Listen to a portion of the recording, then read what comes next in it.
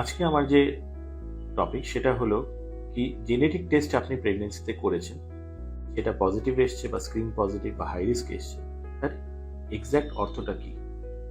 তো প্রথম কথা হলো জেনেটিক টেস্ট পজিটিভ আসা মানে আপনার বাচ্চার কোনো সমস্যা নেই তা কিন্তু সত্য না। জেনেটিক টেস্টের কাজ বা জেনেটিক টেস্টের টার্গেট হলো আপনার বাচ্চাকে দুটো ক্যাটাগরিতে ফেলা। প্রথম ক্যাটাগরি হওয়ার সম্ভাবনা কম, দ্বিতীয় ক্যাটাগরি হওয়ার সম্ভাবনা বেশি। এই দুটো বাস ক্যাটাগরিতে ফেলা।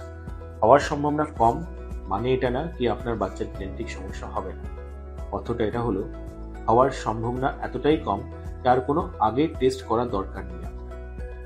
সিমিলারলি যদি আপনার হাই রিস্ক বা স্ক্রিন পজিটিভ আসে, তার এটা অর্থ না কি বাচ্চার কোনো সমস্যা আছে, অর্থ এটাই শুধু কি আপনার বাচ্চার নর্মাল মহিলা যে মহিলা কোনো টেস্ট করেনি তার কম্প্যারিজনে আপনার বাচ্চার হওয়ার সম্ভাবনাটা বেশি।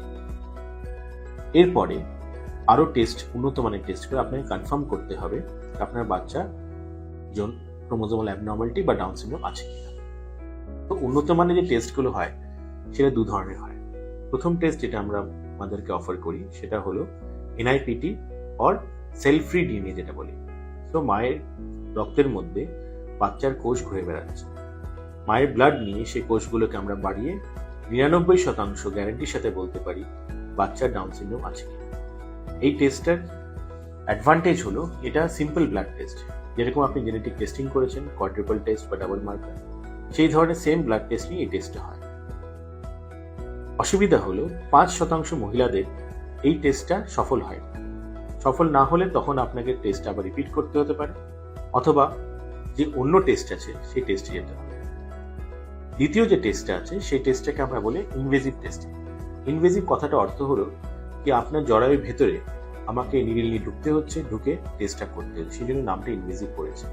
ইনভেসিভ টেস্টিং দু ধরনের হয়। প্রথম 3 মাসে যদি হয় তাকে আমরা বলি কোরিওনিক ভিলাস স্যাম্পলিং, অথবা গর্ভফুলে গুঁড়ো নিয়ে আমরা টেস্ট করতে পাঠাই বাচ্চার জেনেটিক সমস্যা আছে। নেক্সট যে টেস্টটা হয় সেটা চতুর্থ মান্থের পরে হয়, সেটাকে বলে অ্যামনিওসেন্টেসিস, অথবা বাচ্চা যে জলে ভাসে সেই জলটা তুলে আমরা পরীক্ষা করতে পাঠাই আর আমরা জানতে পারি বাচ্চার জেনেটিক সমস্যা আছে। দুটো টেস্টই হলো 100% আপনাকে রিপোর্ট দেবে। এনআইপিটি বা সেলফি ডিএনএ 100% রিপোর্ট দেয়। এনআইপিটি বা সেলফি ডিএনএ আপনাকে আবার একটা প্রবাবিলিটি দেবে বা অনুমান দেবে, কিন্তু ইনভেসিভ টেস্টিং সবসময় আপনাকে 100% রেজাল্ট দেবে। তাহলে সব পেশেন্টকে আমরা কেন ইনভেসিভ টেস্টিং করি? ইনভেসিভ টেস্টিং বলি না এই কারণে আপনার জ্বরের ভেতরে বা বাচ্চা যে ঘরে থাকছে বা বাচ্চা জলে ভাসছে সেখানে আমাকে ঢুকে আমাকে স্যাম্পলটা নিতে হচ্ছে। সেই জন্য 200 থেকে 300 মহিলার যদি আমি সেম প্রসিডিওর করি, একটা মহিলার মিসক্যারেজের চান্স থাকে।